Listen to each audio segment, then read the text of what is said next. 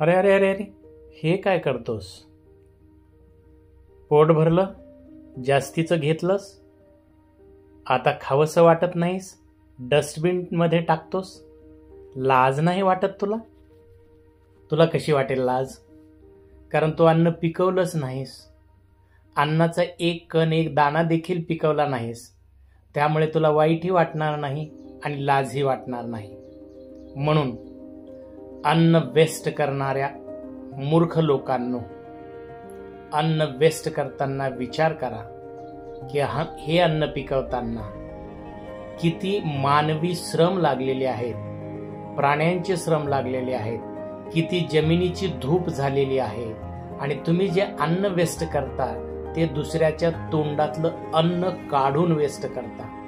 म्हणून लाज बाळगा.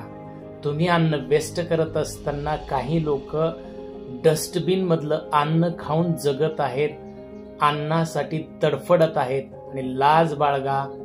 अन्न वेस्ट करू नका.